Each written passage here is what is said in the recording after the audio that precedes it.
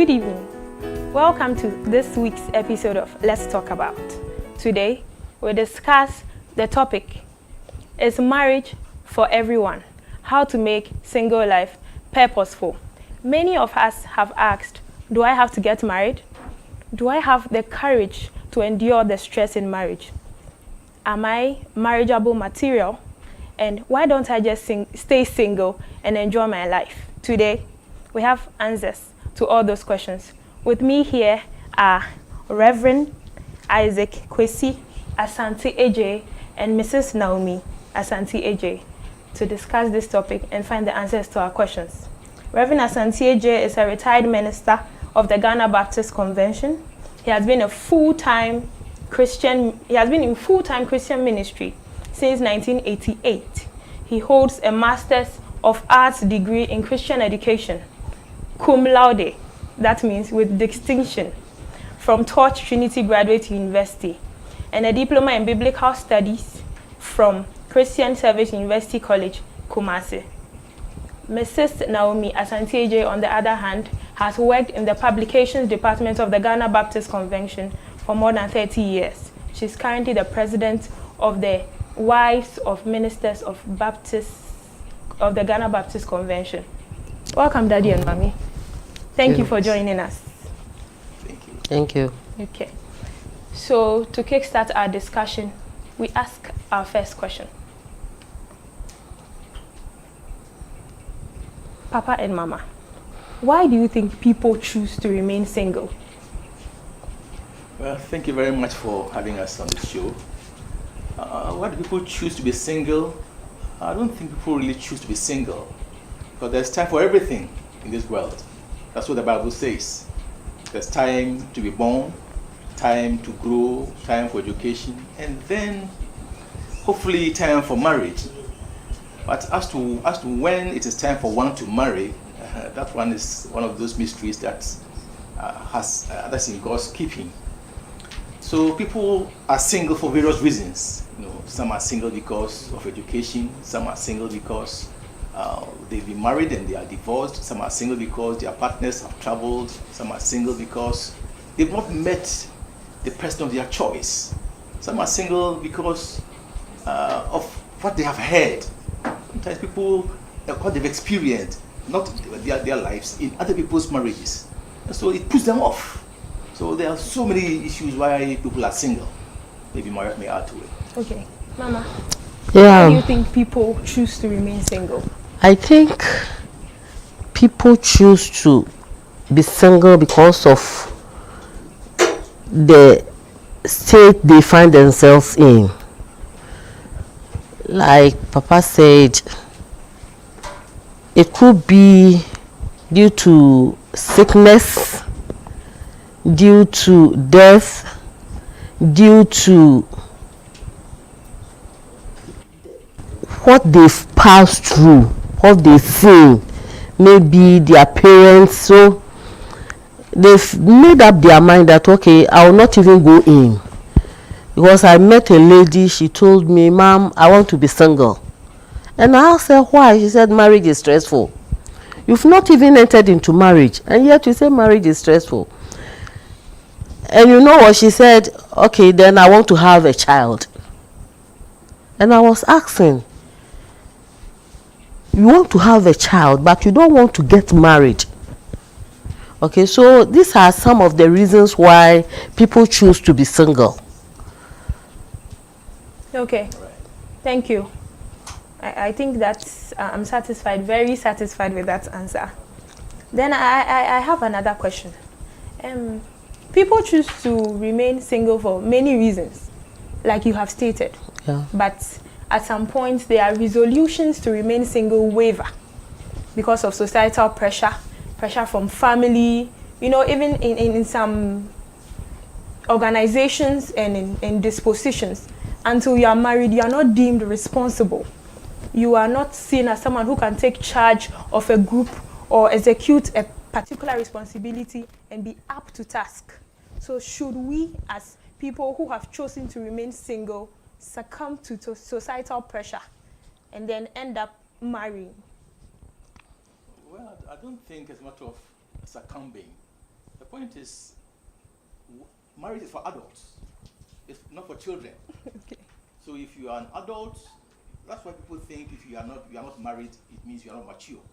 Because it's not for children. And one to be married, you must be mature physically, spiritually, socially, financially, psychologically. So in all these aspects, economically, you must be up there. And then not also a matter of just getting married, but getting someone that you can share your life with. Because marriage is for life. And therefore, you don't have to rush into it. Just because people are saying, get married, you enter into it, and then you realize, no, it's not good for me, I'm backing out. And that normally also leaves a tag. So we must be careful. We don't bow to pressure and marry, especially if you're a Christian. Know that the Lord has a plan for your life, and there's always a cycle of marriage. I tell people, marriage isn't just an event. There's a cycle. You meet someone, it's acquaintance. Oh, hi, hello, hi. But beyond the hi, you realize the hi is getting more, then you develop some friendship. Okay. So then the friendship grows. And then, hey, looks like we can be good friends. Then we are friends, we are sharing, because friends share. Then I think you can be a good pal for me. So, okay, let's see. So you begin to date. And I tell the young people, I told my little girl, and of course not my little girl, she's old now, a midwife, 25, 26. I told her, she's called Shalomine. I said, Shalo, date as many men as you meet, but make sure you court only one at a time. Okay. Dating is getting to know people, sharing your life. You draw boundaries.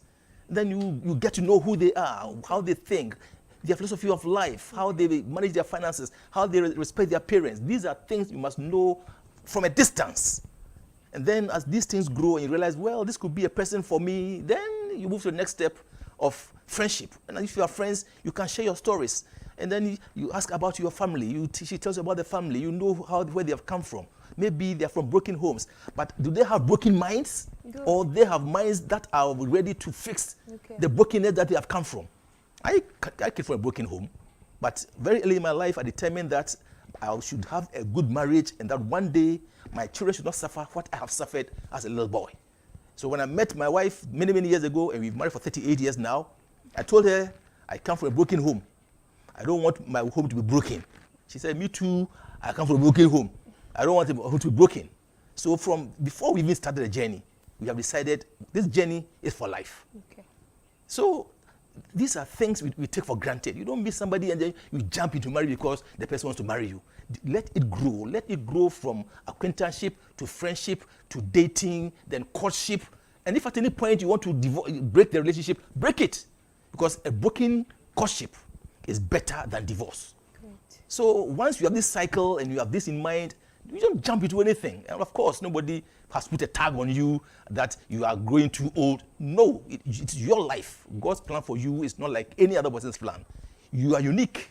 So walk with God at your pace and let him lead you every step of the way. Thank you, Papa.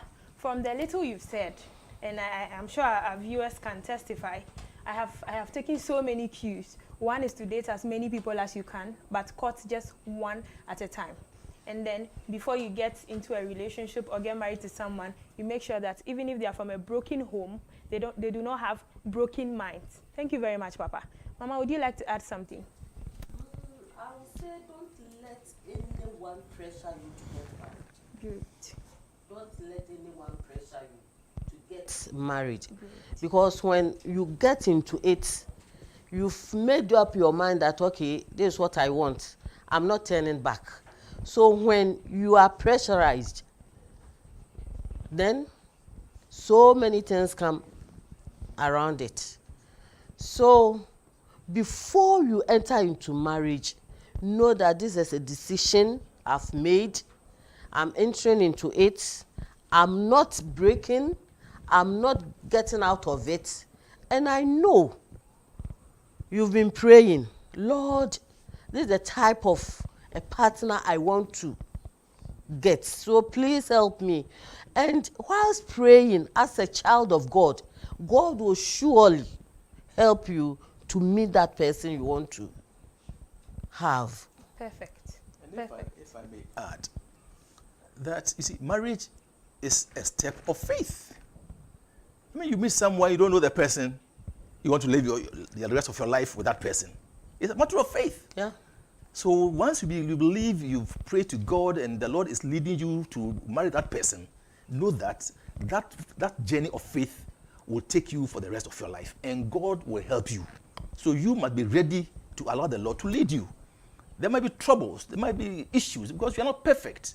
You are two different people from different places, different backgrounds. You've met, and you think you can change the person overnight. No, everybody has got some racks in his portmanteau. When we marry, and before marriage is courtship. Yeah, you will never sleep with the person, so you don't even know whether he snores or he doesn't snore. It's only after marriage then you get to know that, hey, this man can snore. By that time, you've crossed the Rubicon. You must move on. So then you must find ways to adapt to his snoring so that you make the journey work. Okay. And then, because it's a step of faith, there are many things you will see that you don't like. But hey, if it's a matter of faith, trust the Lord and trust him to give you the grace to adapt to whatever you are going through. And I believe the Lord's plan is to make both of you happy. And he will give you the grace and the strength to go through and cope and eventually make that life a joyous one. Because listen, if you don't enjoy your marriage, you are doomed in life. You go to work, there's pressure. You go to the market, there's pressure. The only place you should be able to relax and have recreation is your home. And if your home is burning, God be with you. Word of advice for our viewers: this is a marriage and relationship one-on-one. If you don't have a pen and a notebook, you are missing out. This is free and undiluted advice. You should take some notes. Okay, Papa and Mama, now that we have that out of the way, I'll use myself as a case study. So I realized that, yes, marriage is a step of faith, and marriage is a lot of work, and I need to be matured and mentally prepared to get married. But after the introspection, I realized that I do not want to marry. What do I do as a person during the time that I choose to be single? Maybe I have chosen to be single not for life, but for a very long period until I actually develop the interest to marry. During that period, what do I do so that I do not look, sound, or seem desperate or arrogant or self-conceited or any of the things we frame people who choose not to marry with? What do I do during the waiting period? What do I do during my singleness so that I do not look or appear desperate or proud? Papa, you can go first. Well, as I said, nobody has the timelines of God. So you as a person must have a plan of your own life. How soon do I want to get married? Especially if you're a lady. Because ladies in Ghana, ladies don't propose. Even when the men have proposed and they have married you, they want to dominate your life. So if you, the lady, you go and propose, one day he will tell you, you came and proposed. So if you're a lady, I will tell you, don't propose. Rather, use signs and wonders to get the man to propose. So that it will be his initiative. Because the man is the man who, that's what the Bible says, the man leaves the father and mother and then goes to marry. So you don't tell the man, I want to marry you, let him propose. Then, so the ladies, you don't have authority over those timelines. But for the men, you have, because you decide when you want to get married. But for you, the lady, once you have seen someone or you haven't met anyone yet, you are still praying, fill your time with things that are eventful, that are fruitful. You are a Christian. Make time for God's work. The time that you are free, study as much Bible and read as much materials on marriage as you can, because it becomes a period of preparation for you. Mental preparation, spiritual preparation, social preparation, and then of course you're also working, so you are saving. So during that time, occupy your life with things that are beneficial, that are fruitful, things that will make you fulfilled. Because you don't have to sit down in desperation because you are single. No. Fill your life with eventful things. There are so many things you can do in church that will occupy you. You can make time to groom young little girls so that they will have someone to look up to. You begin to mentor them. If you're in a church and there are old people in the church, you can make time to visit them. Because, look, there are many old people who are lonely, with no one to talk to because they have no one. Sometimes the only means of communication is the phone. They hardly get people to meet and chat. And so when people you are one of those and you get to them, they don't seem to allow you to go. And you talk too much. The point is, this lady has been here for how many years? She doesn't get to the whole day. Nobody has spoken to her, and you bring yourself. She should allow you to go. She will take advantage and do all the talking. But if you, as a young person, single, knowing that you don't have much on your hands when you close from work, you can make time to visit such old people and engage them. And there's so much you can learn from them, even as they also are encouraged by your presence. Great. So fill your life with things that will be meaningful, not for you alone, but for others as well. Great. Thank you, Papa. Mama, you can add something. And also know that singleness is not a disease. Great. It's a state. It's a state that you find yourself in. Okay. So be of yourself. Be happy. Enjoy your life. And sabi kitawumudiem. Meaning entoto huase. Don't let people take you for granted. Sabi we sujeni ana sa wonware ya nkyere say ufiri ha na okwa ufiri ha na okwa Debbie. Be friends. Okay. Nemum hweye. Okay. Sabi sa wunya ejai wo ho. Okay. You said maybe oh, you're single nti ne life okra no. Debbie, use your life as an example to the youth. Good. So that when you get into marriage, people will know that, oh, she stayed decent life. And being single doesn't mean, oh, just be of yourself and let people know that the state that you are in, sabio, enya mania mehunu. Okay, enya mania mehu. Nemom, eye tibia bia wawura mu a, enya for life onso. You get out of it. Eye wadwene, eye mre, awo washede ama wo ho. At times, you decide maybe in 20 years' time or 15 years' time. So during that period, you have to live as a decent Christian young woman or young man that people can look up to as a single lady or gentleman. Lady or gentleman. Okay, thank you. Let me add that being single, you'll be prone to be anxious, but you must learn to deal with your anxiety. Okay. For the Bible has said, don't be anxious for anything, especially if you're a lady and the men are not coming. But you see, let me give the other caution. No lady will tell you that the men are not coming. The men came many, many years ago, but you kept being selective, being too choosy. I don't want this, I don't want that, I don't want this, I don't want that. Forgetting that you are growing. So oftentimes, when you have refused the advances of these men, by the time you want to settle, they are all gone. And you turn around and only those who are not very serious will be coming your way, or those who have wives will be coming your way. So please, ladies, when the young men come and approach you, don't just look only with the physical eye. Look, these are the millionaires. Only that they are growing and the young shall grow. So please, don't use the physical you see, the physical things to disqualify people because of the kind of person you want to marry. No. 38 years ago, if my wife knew the kind of person, if she had looked at who I was at that time, maybe she would have married me. But today, God has been gracious. After 38 years, we know how God has blessed our lives. So please, young ladies, when the young men come your way, don't be too quick to discard them. Know that the young shall grow. And that the millionaire of tomorrow is a young man you are talking with. So, but you can see that only with the eye of faith. If you are praying and you have set out the kind of things you want to see in your husband, and they are there, and of course you don't get 100% because you aren't perfect. I tell you, if a man meets 60% of your requirements of a husband, go for him. Up for the 40, God will make it up for you. Thank you, Papa.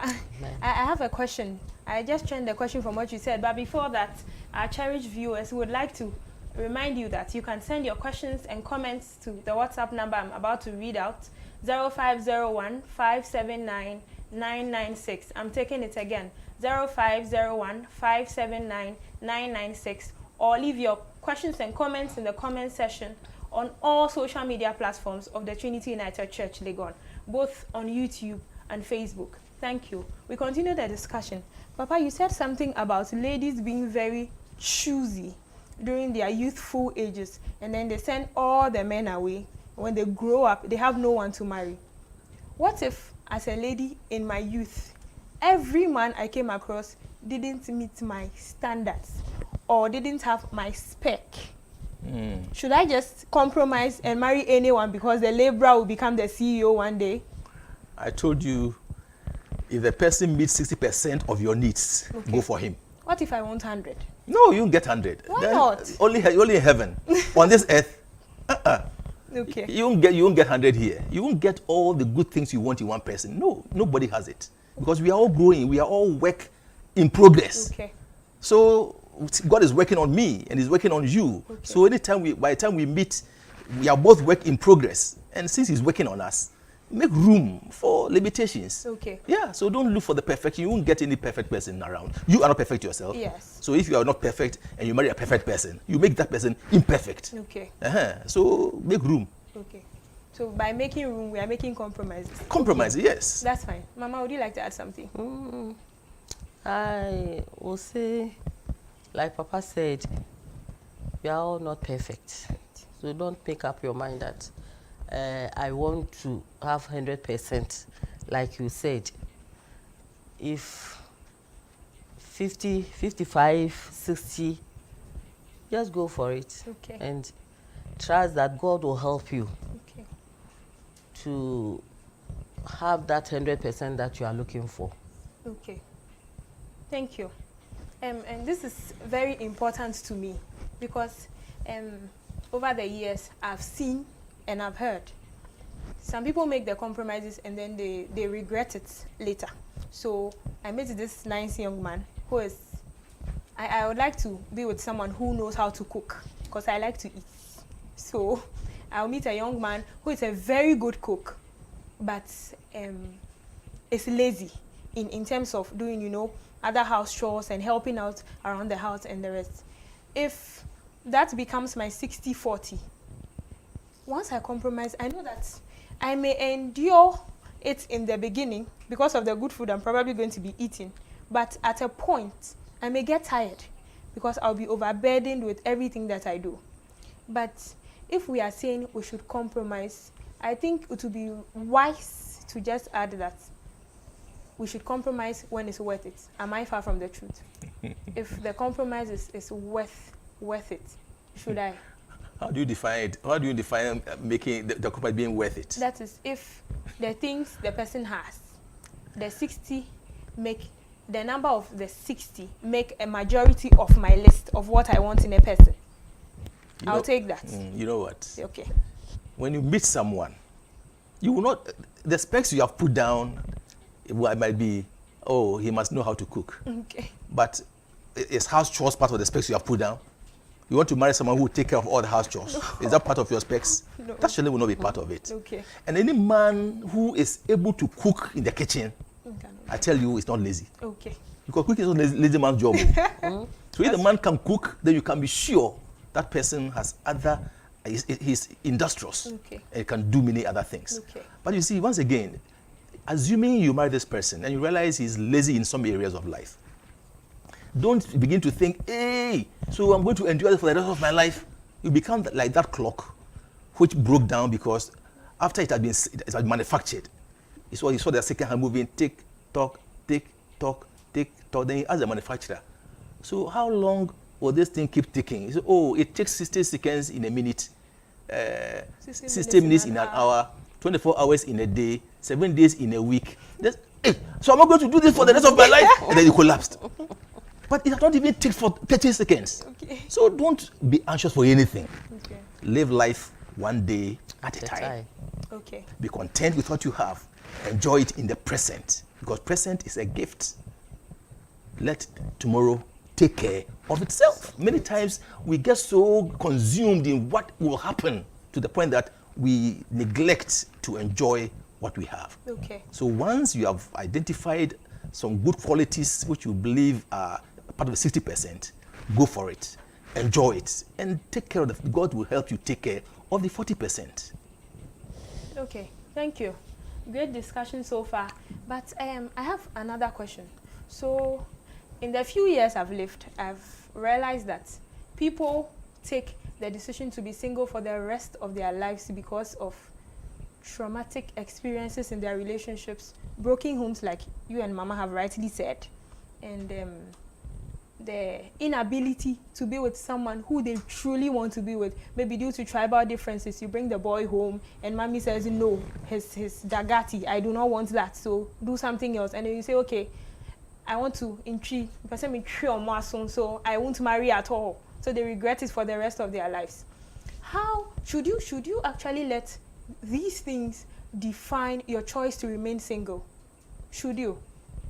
People deciding who you should marry, why you shouldn't marry that person or not. Should you actually listen to those things and make a decision on being single? I would say no. Okay. You don't have to. Okay. Because it's your life. Good. So you don't have to let them determine your life for you. Good. And once you want to get married, it's a decision you have to make. Okay? So, like tribal differences, they are everywhere. So when you bring a gentleman or a lady and your parents says no, I think that shouldn't stop you from say, oh, then I will not go in at all. Okay? You have to sit down, talk, let them convince you why you shouldn't go in for him or her. Okay. Okay. Maybe they have their reasons. Okay. You may agree with them, Okay. or you may not. Okay. That shouldn't tell you that, oh, okay, then for the rest of my life, like you said, oh, the person may try one more so against your life. Yeah. So I don't think nia obi aka obi ye esese omani si wo ho kwan se no nti I will not get married. Okay. And will remain single for the rest of my life. No. Okay. Well, I think when your parents tell you, I don't want this, I don't want that, it is their perception. Good. Now, it's always better, it's good for you to give it a consideration, to ask them why. And then if they're able to convince you why you shouldn't go for that, and you are convinced, I say listen carefully, when you are convinced. Otherwise, let them know why you think their perception is not right. Because eventually, it is your life. Mm-hmm. It is your marriage. You are going to live with that person, not your mother or your father. So whatever they do is a counsel they offer you, but the decision will be yours. If you reject it, remember, you're going to live with it for the rest of your life. If you take it, I won't marry again. No. It might be just a hiccup along the journey. Okay. So pause, go back, and then start again, and let's see what happens. But don't for any reason say, because my mother said no to me, I will not marry. No. Unless maybe you have decided you want to marry yourself. Okay. So I have one more question, and before we take the answers to that question, we'll be going for a 2 minutes break when Papa and Mama answer the question. So, Papa and Mama, you are talking about us listening to reason first from our parents, because those are their points of view. Yeah. So we have to listen to them to see why they do not want us to marry the person. Now, it may sound funny or movie-like, but most often than not, we hear people say that if your parents do not agree to a relationship or a marriage, the chances that it will flop are 90%. the chances that the relationship will flop are 90%. I have not been in that situation before, so I cannot speak for the fact that it actually happens. But is that true? Once they say, don't do it, and you do it, will it flop? You see after the break, right? No, we can answer now. Then Answer we'll take now. the break. All right. Yes. The point is this. It is your life. You are going to the marriage. Okay. You have seen the person. Okay. Mommy says no. Daddy says no. You've asked them why, and they give you all their reasons. But you think their reasons are not tangible enough for you. Okay. Listen, when I met my wife, at the time, and I told my mother I wanted to marry, and she met her, she went away, and Mommy said, no. Sechere, I'm sorry. Sechere are people from Asante Mampong. Okay. I said, Melkia, your husband, not my father, they've been divorced. Your husband is from Beposo, also a Sechere man. You are married to a Sechere man. And I've found a Sechere woman, you say no, and you don't know. That's why I'm saying no, because they are not good people, blah, blah, blah, blah, blah. I said, listen, you can't put one line on all the people from Sechere. I know this lady, and I'm going to marry her. If you don't allow me to marry her, I'm going to travel outside Ghana. I'll marry a foreigner, give birth, and stay there for the rest of my life. Then she came and I said, okay, or if that's what you want, okay, I agree. So eventually, she gave her the support. We got married, but she didn't like her. So I used some crude tactics. She comes to visit me, and I'll give my wife money to tell her, oh, me cook robo, so when you are ready, just tell her to see if she can get some money for you to take her. Then I'll leave. I'll give her money. Initially, she would never ask her. She would go away without taking the money. After 3 visits, she realized that the only way she can get money from me is to ask my wife. So she was forced to, and then they realized that, if she's close with a lady, it's in her own interest. And that's how come they began to build relationships. Eventually, she came to live with us about 3 or 4 years. And then they say the rest is history. Okay. And we've been married for 38 years. So assuming I had listened to her, what would have happened to me? Okay. So the fact that your parents say they don't like this or that doesn't mean once they have said it, full stop. Okay. Reason, pray about it, think about it, and question why they are saying what they are saying. Okay. And then if you are convinced that what they are saying is not good for you, you are an adult. Convince them that the step you're going to take is good, and go ahead and trust that the Lord who is leading you will help you through. Good. And God has been gracious, because all this while I knew when I met her that she was the person that I wanted to marry. Because in spite of all the 40% we are talking about, God said, hey, she's the one for you. I said, okay, Lord, if you say so. So the decision was mine to take, and it was hers to take. And now we are happy that the Lord brought us together. I'm sure we are all as interested in Mama's version as I am. But before we take that, we'll go on our break now. We'll be right back. Don't go anywhere.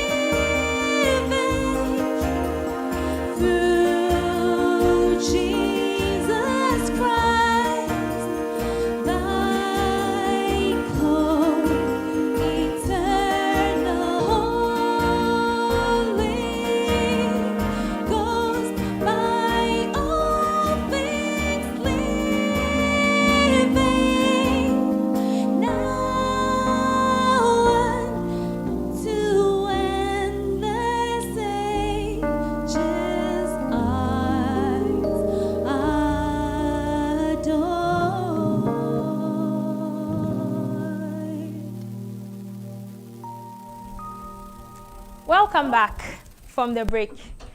I've learned a lot, a whole lot, and I trust that you have too. In the previous session, we introduced our topic and took many questions and discussions. In this session, it will be more about you than it is about us.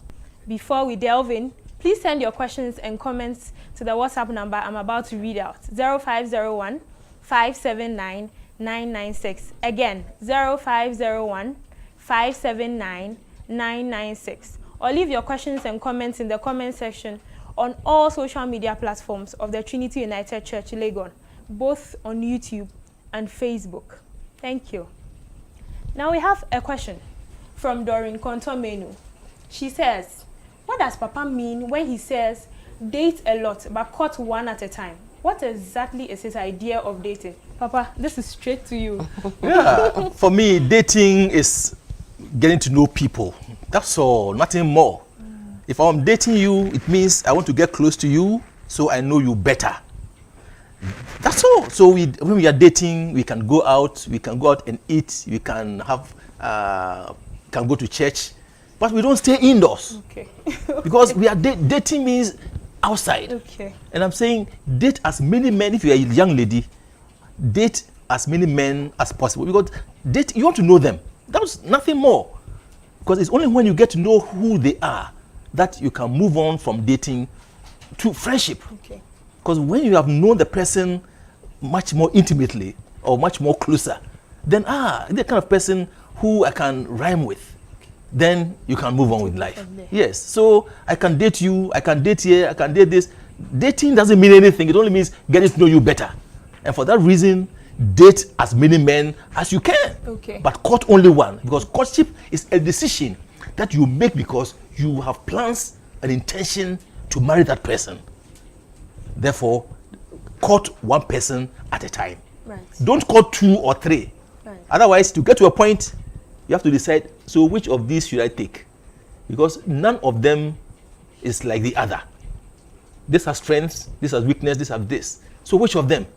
Eventually, when you choose one, you regret not choosing any of the other 2. So you end up with pain and regrets. Oh, how I wish I had chosen A instead of C, but I have B and I'm not happy with it. Okay. Because you courted 3. Okay. And that's not right for the Christian. Court 1. Okay. And once you say I'm courting you, bend the bridges and keep going until some red lights tells you, hey, the road is dangerous. This is not a good relationship.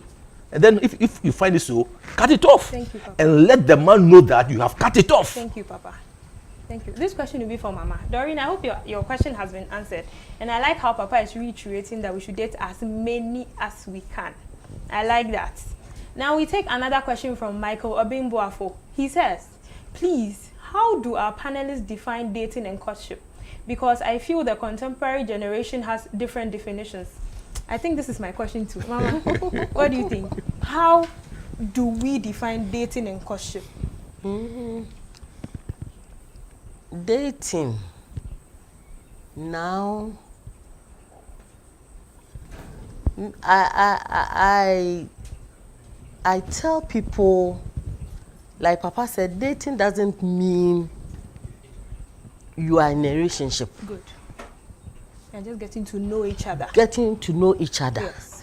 And I always say it's like 10 people going. Yeah. Oh, hello, hello, hello, hello. Oh, let me see you. Okay. Can we go here to sit down? To eat. To eat. I'm so interested, yes. To eat. Yes. We finish, you go, I go. Okay. Okay. Then, oh, hello, hello. Michael will come. Okay. Can we go here Okay. to eat? Okay. You know? Oh, okay. Then we go, we eat, we go. But with the courtship,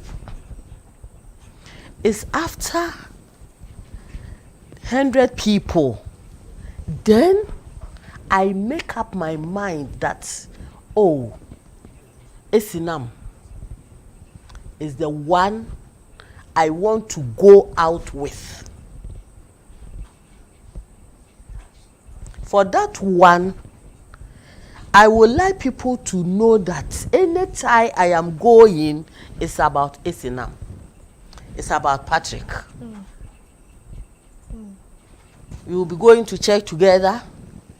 We will be going to the market together. Everywhere, I want people to see us together.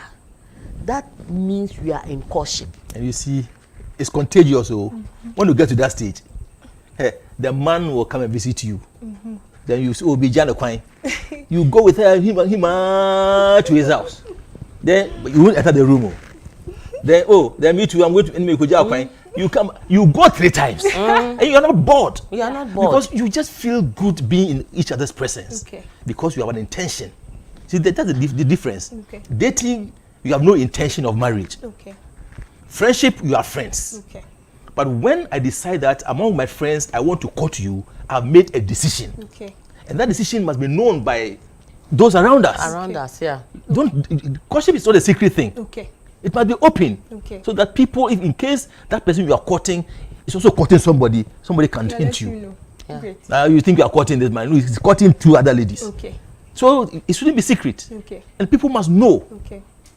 Of course, before you make that decision, it's always helpful to confide with your parents. Great. So that at least you sound them. Okay. How will they feel? Okay. I don't know how your parents are, but for me, I've told my daughter, I have one daughter, Shalomina, that Shalo, before you bring anybody to me, make sure that person meets all the things you want him to make. Because if you bring him, I'll ask only 2 questions. Do you love him? Yes, daddy. Is he a Christian? Yes, daddy. And I was a man. Do you love her? Yes, daddy. That's all I'm looking for. Okay. I'm done. Okay. I don't care where he comes from. Okay. I don't care what works he does. I mean, you are going to choose to live for the man for the rest of your life, and you bring him without those homework. I won't go to cross-examine you. Okay. No. Once you bring, and I endorse. Go. If you go and it's good for you, praise God. If you bring tears, well, I'll console you. You are my daughter. But the decision is yours. That's why you have to be very careful before you enter. To do it right. Yes. Once and for all. Yes. That's great. That's great. And then if you have questions, ask your dad. Okay. If you have questions, ask your mom. Okay. So that you clear your mind of all these ambiguities. Okay. Don't just try and live life as if you don't have anyone to talk You have people who have resources, who can help you, guide you, answer your questions. Okay. So don't make it secret. Okay. Ask your parents, ask your people who you love, people whose marriages you wish you could emulate. Okay. Don't go and ask divorcees about things like that. Okay. Thank you, Papa, and thank you, Mama. Papa, I have another question for you. So, Mami Efia says, what if the person you are courting feels confused about being told by his family that they do not like your tribe? Tribal issues with regards to relationships and marriages in my few years are very technical and tactical. When they are not handled properly, they can breed a lot of hurt and, lifelong suffering and so many things. So, Papa, how do you handle an issue like this? That's a tribal matter, dear. You see, it's more emotional than intellectual. Okay. The person says, I don't like you. Okay. He says, I don't like you. It doesn't matter what you do. He says he doesn't like the person. Okay. But the bottom line is, are you, the mother or the father, the one going to marry that person? Good. So oftentimes it's because of some history. Okay. Because of what they have heard, Okay. or what they've experienced, Okay. or what they know. Okay. So they transpose those things into the situation and think that because it's happened this way, this will happen this way too. Okay. That is not right. Okay. So for tribal matters, you see, look, now as we sit here, who can tell my tribe just by looking at my face? Nobody. You can't. Okay. Now if somebody looks at your face, can you tell what tribe you come from? No, they can't. So what's the deal? Okay. Is it in the blood? Okay. No, God made us that way. Okay. So why are we discriminating? Okay. When the whites discriminate against us, we cry.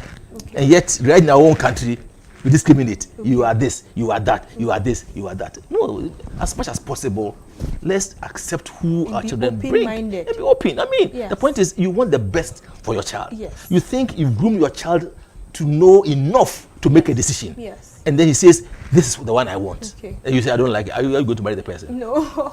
And at times too, Yes, I Mama. think we have to do our homework Great.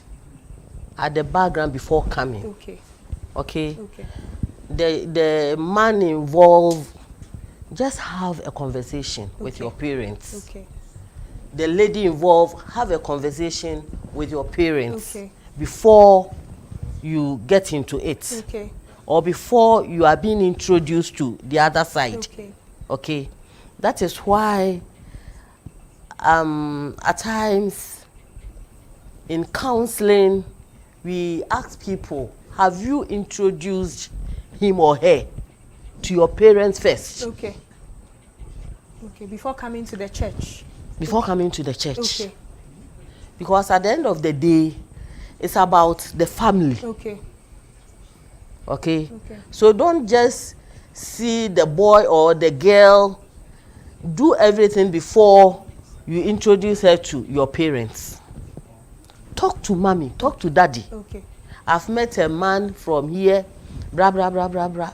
Then your mother will also tell you, oh, okay, then let's do this, let's do that.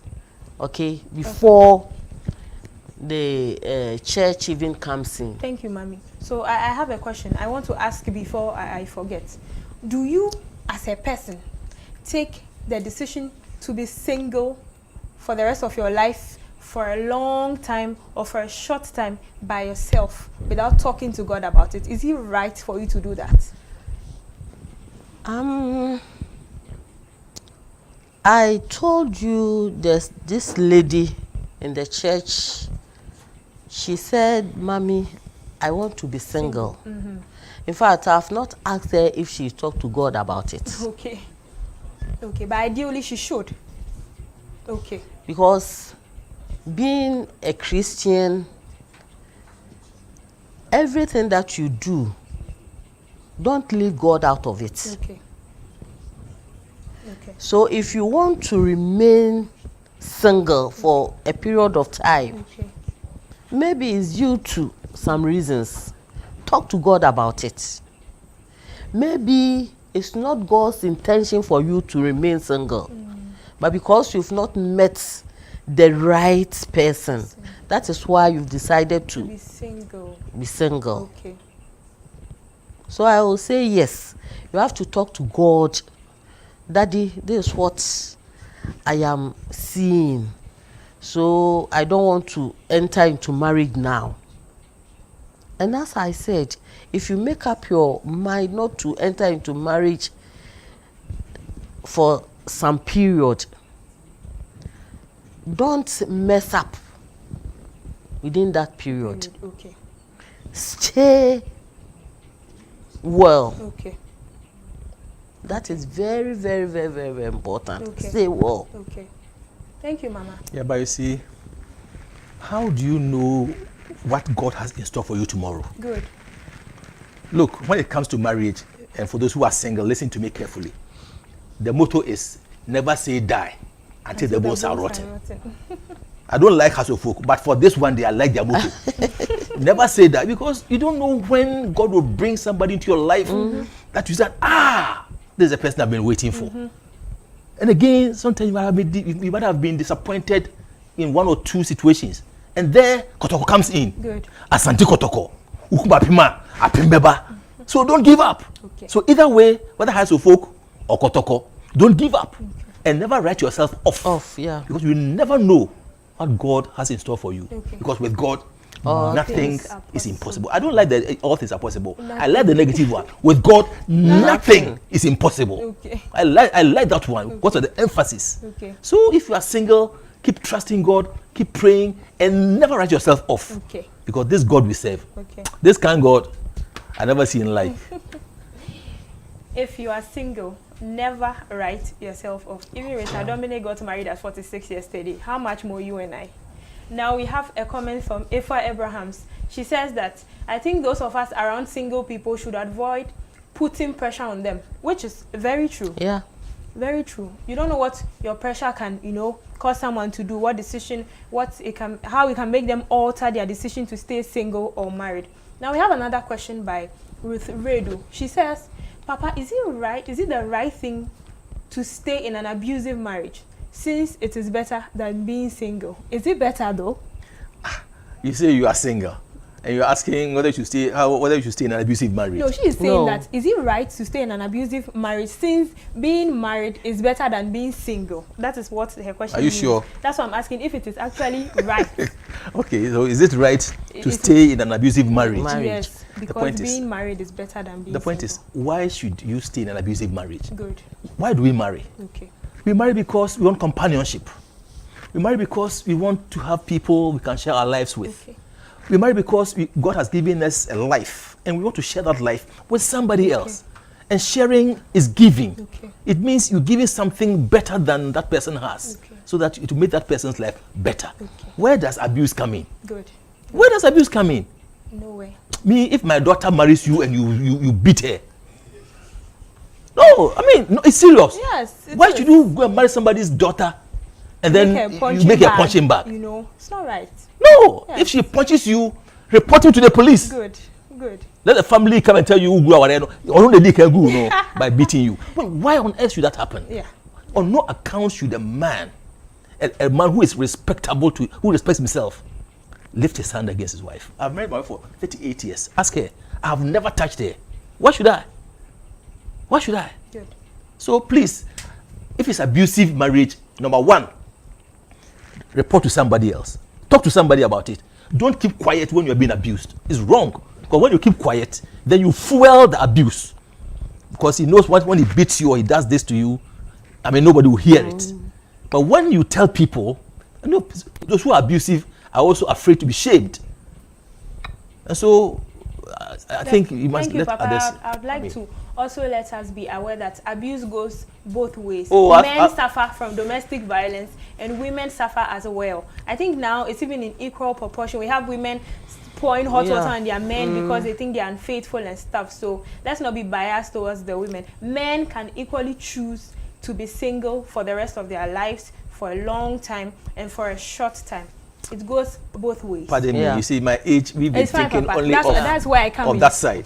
Because for the women too, sometimes they beat the men. Oh, yes, they do. It's true. Yes, so women beat the men. Yes, they do. But you see, imagine you go home and tell your mother, I want to divorce, I won't stay in the marriage again. Why? My wife beats me.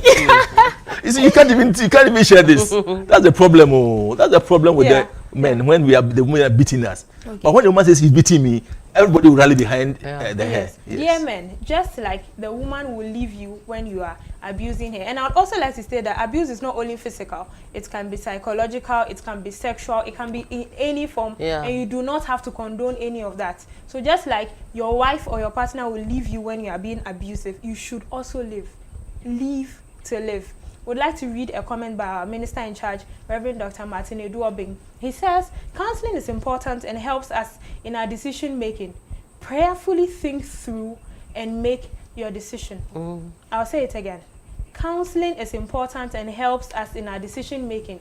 Prayerfully think through and make your decision. Mama and Papa, we are almost drawing the curtains to a close. Any final comments on today's topic? Is marriage for everyone? And it's single life, how to make your single life purposeful? I think marriage is not for everyone. Jesus said something in Matthew 19, that some are born eunuchs, some are made eunuchs by men, and some are made eunuchs because of the kingdom of God. So from that statement Jesus said, marriage is not for everyone. Okay. But I'm saying if you have a desire to marry and you that's your plan for your life, never write yourself off. Great. Before I take Mama's views, it's like our viewers do not want us to close today. So we have another question from Gideon Ampofo. He says, while courting B, can't I keep A and C around just in case I see the red flags from B and want to go in for the other options? This person is keeping multiple options. Papa and Mama. Papa, I'll start with you. What do you think? I told you don't court more than one person at a time. Okay. And he's defying my counsel. Okay, what if he is talking about dating? Like you said, date as many as he said counsel. He said courting. Okay, he didn't that's say fine. He didn't say dating. So for dating, no problem. Okay, and if you are dating, you're not. See, dating is not a commitment. Okay. But courtship is. Yeah. Okay, Mama, say something. Because from 30 seconds. Courting, you are entering into marriage. Okay. So you can't court 2, 3 so that you'll be indecisive. take one. Then, when you know, yes, this is she, this is him, then you enter into marriage. You introduce him or her to your parents first, before you introduce him or her to the your pastor, the church.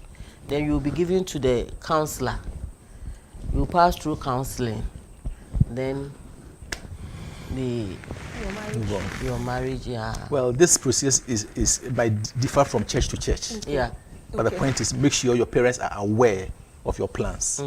Before that doesn't mean don't under your a person's wedding, and then the best man was apparently courting the bridesmaid, so he was planning on asking her to marry him at another person's wedding. And the father came to stop him, like, no, you have to talk to me first. It's my daughter you're marrying. Yeah. I could just imagine the embarrassment. You know. So it is important, like you are saying, to talk to the parents first, to seek their consent before you take any major step. Good.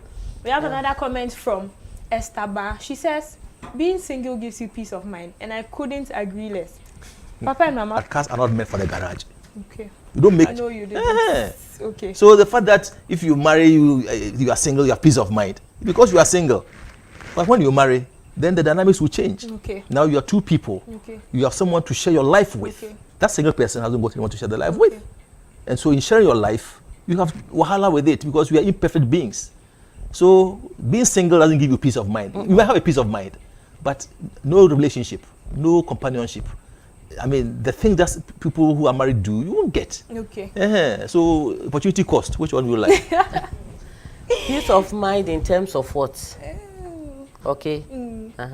Maybe where she is coming from. That's why she's saying singleness gives peace of mind.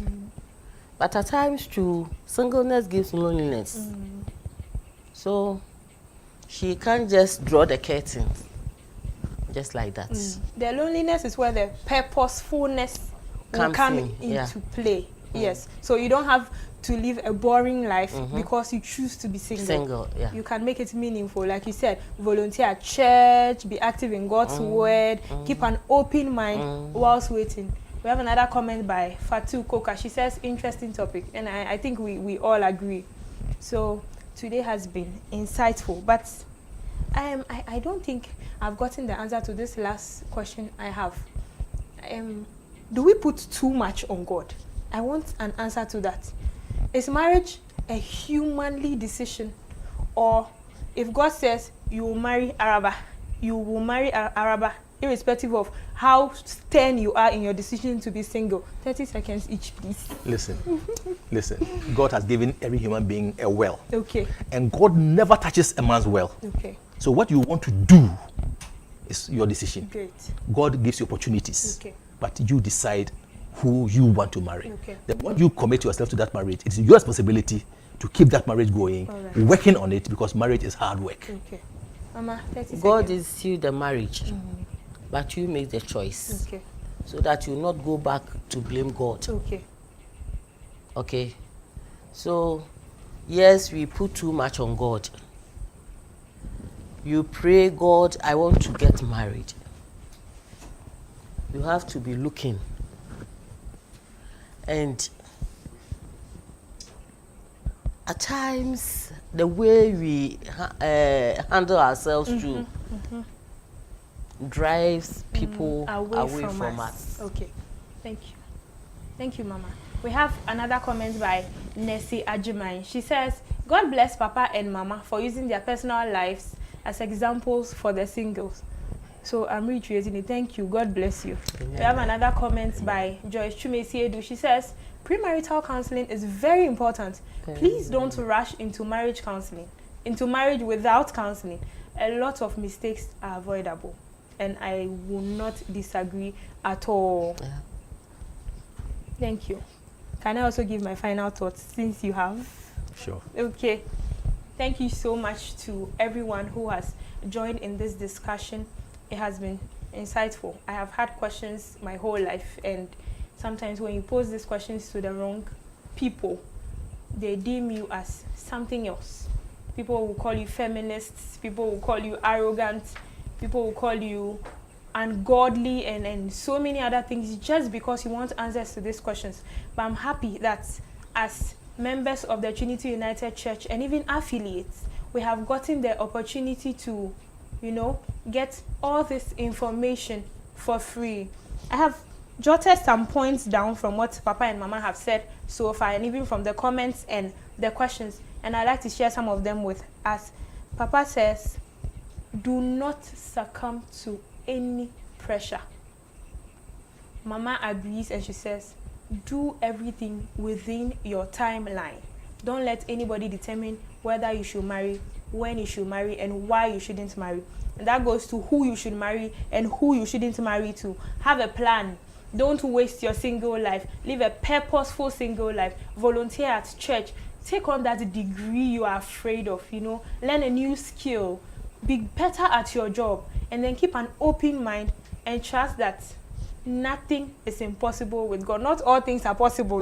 Nothing is impossible with God. And always remember that marriage takes a step of faith. So you have to have the faith to be able to go into the marriage. And very important, if you are from a broken home, go into marriage with a full mind. Don't go with a broken mind. Even people from broken homes have very successful marriages. It depends on you and your partner to make the decision. Papa also said something in his closing remarks that every man has a well and God does not touch the well. So even if the marriage you are supposed to go into is God's purpose for your life, it is incumbent on you to choose who to do it with and why you should do it to the person. And then my favorite line for the whole day, date as many people as you can, but cut one at a time.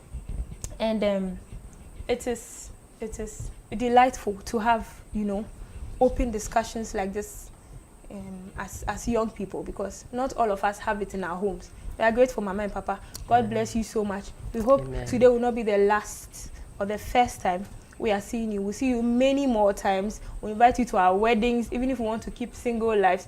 When we are throwing singlehood parties, we invite you. Thank you, viewers. My name has been said, Inam Togola Madeku. Thank you for joining us. You can please stay tuned and join us next week on another insightful and interesting episode. This has been Let's Talk About, and I've been your humble host. See you same time next week. Bye.